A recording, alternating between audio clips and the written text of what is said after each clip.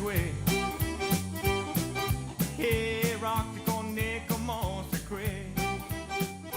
Welcome to Upper Lafayette on the Move. I'm Jan Swift. Today's guest is Ryan LaGange, Manager of Workforce Development at Lafayette Economic Development Authority. Ryan, thank you for joining us. I'm excited about this show. I feel like this is a Christmas gift for our community. I asked you to come in, Ryan, so you can share the good work that you do on behalf of LEDA in helping both small and big business get assistance from the state for workforce development. So before we start, I thought it would be helpful if you just give your background, talk about where you went to school and how you ended up at LEDA. Absolutely. I am a graduate of the University of Louisiana at Lafayette. I was a business major, majoring in marketing. Graduated in 2000 and immediately went to work for the Louisiana Workforce Commission, which was the Department of Labor at that time. Working there for 7.5 years, I really got to be involved with matching up companies with job seekers, which is one of the core functions of workforce development, but eventually transitioned into workforce development training programs, which really brings on a big point of, what companies need to get the right people in the right jobs. So what's done at the state level? How do they match employers and employees? What's done for the communities? The Louisiana Workforce Commission operates the largest job board in the state. It's actually similar to CareerBuilder or Monster.com. It's laworks.net is the website that the state uses. The big difference is that they do not charge anything for companies to post their openings. So it's free for employers, free for job seekers, and their primary goal there is to match up the needs, the supply and demand. So folks looking for jobs, companies looking for people, and just making that match. I've only gone on that site to pay taxes, so I've confess my ignorance. So anybody around the state can use laworks.net. Yes, absolutely. It's free for citizens and all companies. Okay. It does have a lot of different components, but that's kind of the service side of workforce development. And many times companies make that match, but they may not have all of the skill level that's needed to make them hit the ground running. And that's where some of the workforce development and training programs come into play.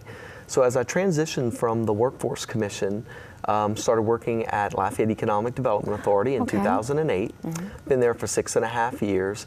And I kind of transitioned over to the demand side, working more closely with businesses and their needs. And we've been very fortunate in Acadiana, South Louisiana. We've seen tremendous growth of our population and our economy. So with that, one of the biggest needs that we've seen over the years is workforce development, closing that skill gap between what the companies need and what folks are looking for. Right. I know that's how we met. We were talking before the interview began. We both started in our positions about the same time, and I came to you as a lawyer needing help with clerical skills, because when I took over Upper Lafayette, I had to learn how to, I knew how to type, but I mean how to do PowerPoints and Excel and all these things that I'd never really had to do. And I didn't realize that the state pays for training through our unemployment taxes. And maybe you can explain that. How is all, when we get into the programs, but you work helping businesses at no cost to the business. LEDA's main role in the community is helping companies expand, helping companies move into the area, and helping companies with workforce development.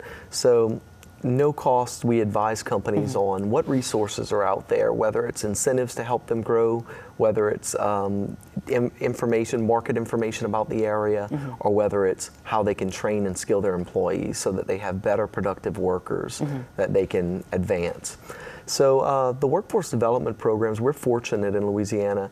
The state decided many years ago, actually in 1998, that training for workers was important in order for companies to continue to grow. So the state made an investment in a new program called the Incumbent Worker Training Program. So it's been around since 1998. Its funding levels have changed but are now stable at $20 million per year statewide. Wow. And as you mentioned, it's funded through a small social charge on unemployment insurance taxes. because its funding comes from unemployment insurance taxes, only companies that pay into the system and actually have vesting in the system, which is a minimum of 3 years. In operation. 3 years in operation and employing people and also contributing to that unemployment tax system can qualify to utilize some of the funds through the incumbent worker training program. Right. I remember that when I qualified, I had to show that I was an employee and not a contract worker. Absolutely. You have to prove from the employer perspective that they're on the payroll, showing, I guess, canceled checks or whatever, something that proves that they're, and they can't be penalized for not being at work because they're taking training. Correct. But it was pretty simple. It was very easy, I thought. Yes, and there's multiple options for companies. The good thing about our workforce development system, it kind of has something for everyone for the most part. It does cover the full spectrum from large companies, which have the opportunity to apply for the incumbent worker customized program, which is a portion of that $20 million that's set aside statewide, and that allows companies. It could be a large energy company, could be a large medical firm, could be a variety of things. But 15 or more employees, company can develop a training plan over the course of 1 year. So a custom training plan to meet the needs of at least 15 or more employees. And they get full, there's no out-of-pocket expense with that program. The state actually reimburses directly through a third-party training provider that the companies partner with. We have a number of great training providers in this area. Public schools like the university and community college. Right. We have a number of private companies, some of them that specialize in safety training, healthcare training, could be computer training, or even the business skills. That's the team building, leadership, communication, management. I took Dale Carnegie, and I was shocked to see that it was, they're certified by the state to be able to train, and it covered, I think, at least 95% of the cost, which was, what I had to pay was so minimal, and it was so worth it. Absolutely. But I would have never done that if I didn't have funding for that. I just wouldn't have the money through the foundation. But it really opened the door for, improved communication skills, and it was fun. And that's usually the case with the training programs. We hear companies say, "This has to be too good to be true." Why would the state offer funds to train their employee? Well, the state's getting a return on investment. They're getting higher trained employees. This, in some cases, allows companies to bid on contracts that they wouldn't be able to otherwise when their folks reach certain certification levels and compliance levels and training levels. So it really does have an impact and a return on investment. So it's not just a free handout. It's something that really does help companies. The program that you specifically mentioned is also part of that $20 million fund through incumbent worker. The small business employee training option is something that allows smaller companies access to those training dollars. Because, usually smaller companies with less than 50 employees usually feel like they're left out. Developing a training plan for 1 year could be overwhelming for someone that's trying to operate a business.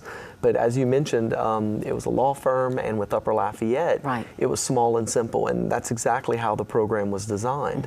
Companies with less than 50 employees can apply for one person to take one course, if that's what they need. Or it could be, more significant, up to 50 employees. So we've seen the small business grants range anywhere from $200, one person taking one course, all the way up to a $30,000 award because they have multiple employees taking several courses. It allows up to $3,000 per person per state fiscal year, which runs from July 1st to June 30th. So you can really take multiple courses. That's what we did. A course might be a few $100s, and then we could fit in, just depending on your schedule, 5 or 6 courses a year, and they really are. It's well done. And again, I know from my husband's perspective, running a small law firm, you can't always look ahead and think, well, we're going to let people be out of the office. I think they even came in the office, some of the training. They came on site to train how to use certain software that people have been struggling with. So it was really worth it. So how do you, from your perspective at LEDA, do you call on companies to see what their needs are, or does everyone call you? Like, how do you reach out into the community? It actually goes both ways. We do have a visitation program at LEDA. That role is visiting with companies, finding out, first off, how is everything going with their business? are there any issues, are there struggles? And quite often workforce development does come up. It might be, if only we can get these compliance things, if only we can get these skills for our employees, then we can go to the next level with services offered to our clients. So usually when we're hearing about those issues and struggles, that's where we're able to offer these services directly. So some of it is proactive. Our visitation program is targeted to a variety of different industries that we see potential growth in. But on the other side of that, we do get calls as well. The word does spread that these resources are available, and I'm glad you have me here today, because there are still many companies that do not know that they exist. And I think the ones that don't are probably like the dentists, the people that they're working all day. They're not out hearing about these things, and it's but once the industry hears about it, I think everybody starts talking, because it really is like manna from heaven. It's something I really enjoyed, and once I experienced it, I told everybody that I knew. Now, how can people call you if they want to reach out to Ryan or LEDA? What do they do? Absolutely. Two methods that work best is calling our main line or my direct line. 593-1400 is LEDA's main line, or my direct line is 593-1405. Okay.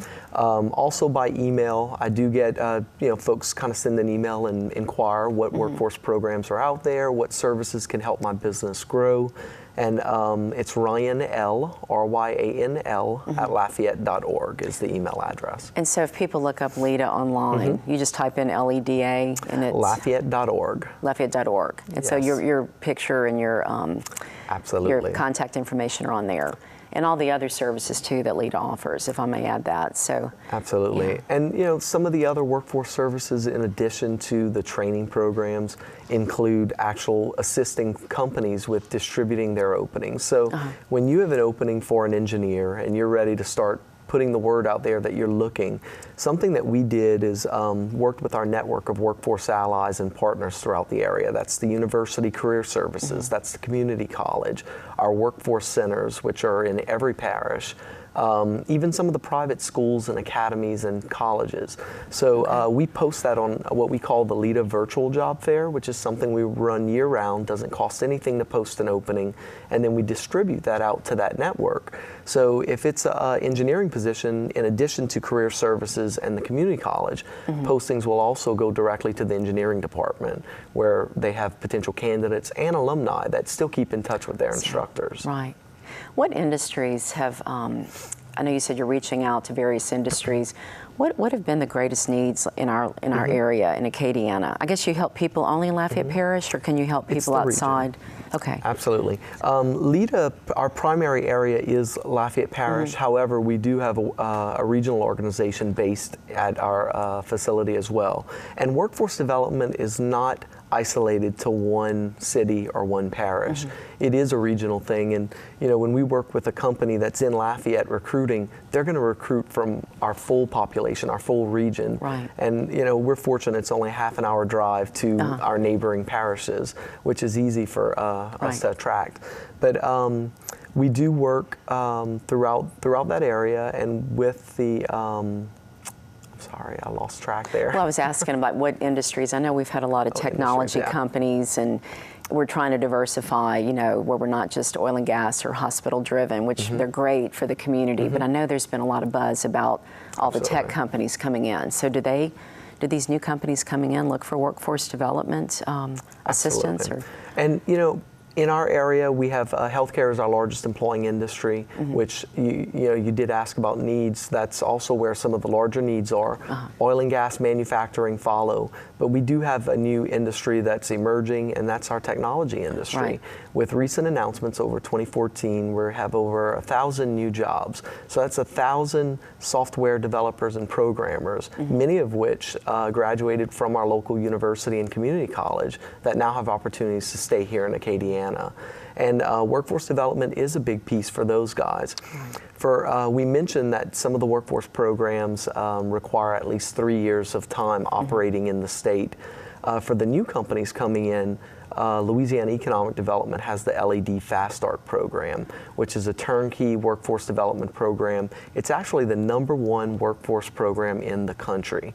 So Louisiana is #1 in workforce development in the entire country because of this program. Yeah, that's such a well-run department. So for people coming in, you're saying they're less than 3 years in the state, they would go directly to LED to look for help? There is a possibility. If it's in a targeted market, and particular types of industry. So typically technology, call center, headquarter operations, and manufacturing are some of the target sectors that LED Fast Start tries to attract. And with that, all of the companies, the 3 technology firms, will have services from LED Fast Start. So they're gonna, it's somewhat of a different model. Instead of providing funding directly, they actually provide the expertise. So companies, no need to hire consultants and outside folks. They come in, do a full assessment, determine the needs, develop a workforce plan, a curriculum, screening tools, even attraction tools for quality of life videos and such that are specific to that company. Right. It's exciting thinking about the large companies, but the real draw to me for this program is what you can do for the mom and pop business that don't even know maybe what they're not keeping up with. And I think, you know, from Upper Lafayette's perspective, to be able to reach out into the community and say there are resources here. You don't have to be a big multi-billion-dollar company to have access to real help. And that's what I really wanted to share today, because so many people just don't know what their taxpayers can do, tax dollars can do, excuse me. And I think this is an awesome program. And working with you has been so rewarding for me, because I was, like I said, able to fill gaps in my skills, or, you know, there weren't even gaps, there were no skills. And you were so helpful. So that's great. And actually, it's very rewarding on our side as well. Companies go from, you know, I don't think there's anything that can help me to actually developing skills for their employees. And it can be full-time employees, it could be part-time employees. So sometimes helping that part-time employee get to the next level. It can be credit courses, it can be non-credit courses. So, you know, whatever those needs are, it's usually something we can work out directly through one of these programs. What do you mean about credit courses? You're talking about school credits? Yes. So let's say a doctor's office has a licensed practical nurse, which is a 2-year program, and they need a nurse to go to the next level so they can administer medicine and so forth. So they may need a 4-year registered nurse degree. So while they're working for the company, they can actually go to the university in a traditional credit program and develop those skills, so that when they graduate, now they're working at a higher level within the company. And this covers the cost of that? The small business program, as well as the customized program, absolutely. So either way, I think there's something for everyone. Even the owners of companies, there is potential to tap into some of the resources. The Small Business Development Center does manage a fund that's operated. It's actually funded through Louisiana Economic Development. It's called the Small and Emerging Business Development Program. Primarily, it's technical assistance for the owner of a company. So usually owners are left out of a lot of the workforce programs because they're not on specific W-2 payroll. But if they need technical assistance, whether it's you know, maybe they want to get more involved in the bookkeeping side, you know, the financials of their business, as opposed to always outsourcing. They can take bookkeeping, you know, QuickBooks and Peachtree, those types of software courses. It might be something specific, a certification for their particular trade that would allow them to open up a new service line within their business. That's the type of thing that this program can help. Even consulting, like legal assistance. You know, there might be some issues with, if we do this with our company, how will it affect, and we need advice from an attorney to move that forward. Or human resources, we're growing, now we're hiring more people, I'm not sure how to handle those situations. So the Small and Emerging Business Development Program, of course, you get free advice from the counselor at Small Business Development Center, but you also can get up to 50% of the cost of these different consultations or training courses paid for. Boy, and that could really be such a great measure before you step in the wrong, you know, go through the wrong door making decisions for your business. I had no idea it covered all that. I really thought it was just classes.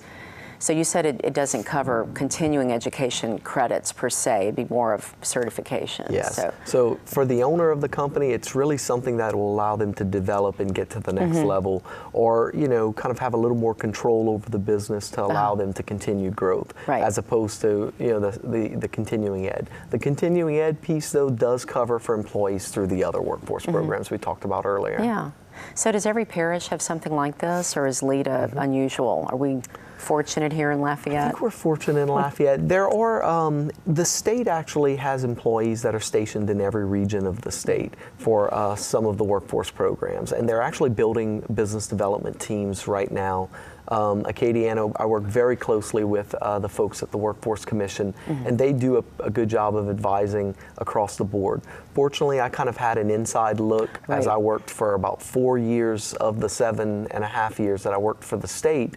I actually worked in the incumbent worker training workforce program. So had an inside view and can kind of help with some of those details of how it operates and how to apply and whether it's worthwhile your company pursuing it or not. Because sometimes companies just need to talk about what's the benefits, how does it work, is it worth my company pursuing this or not? And we can kind of help feel that out and determine if it's something that's a good fit or not. Right.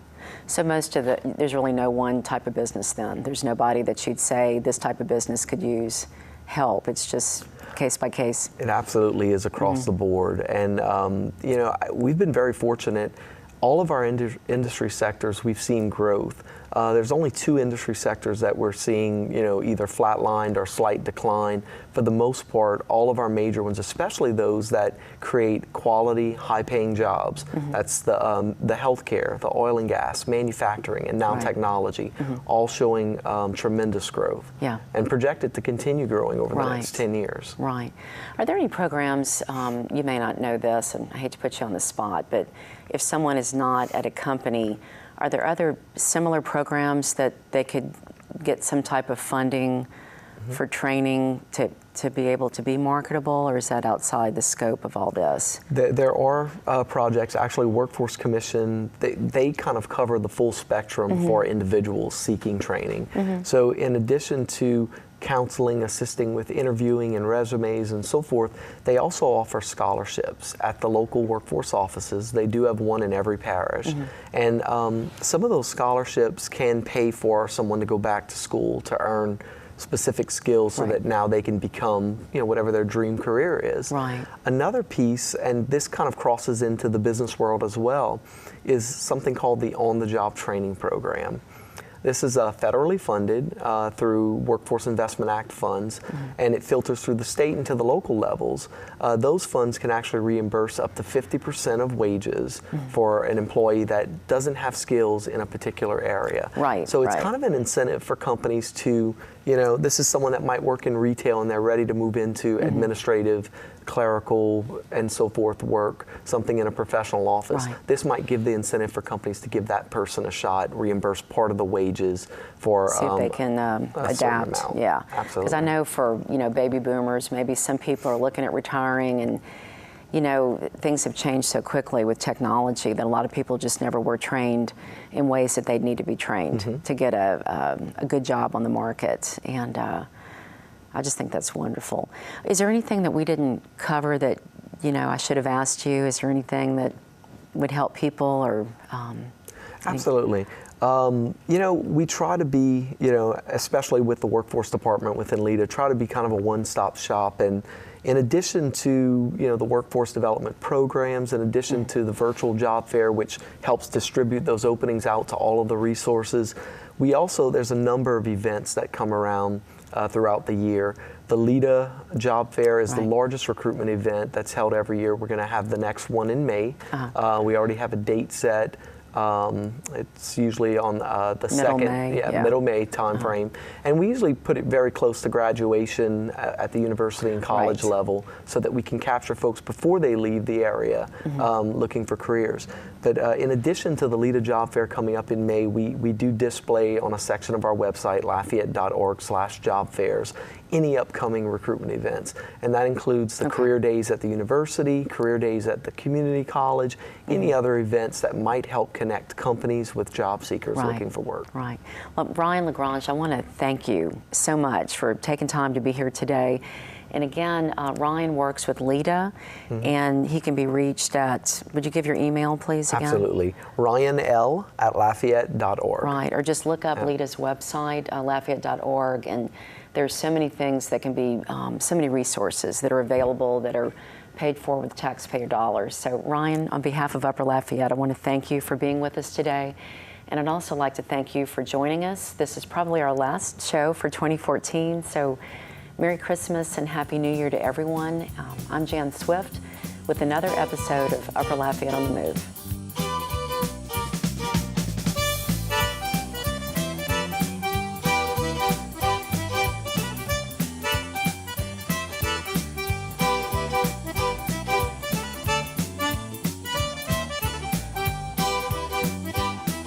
Hey, rocks, je vois sur le plancher. Hey, rock, chaque fois le band après joué.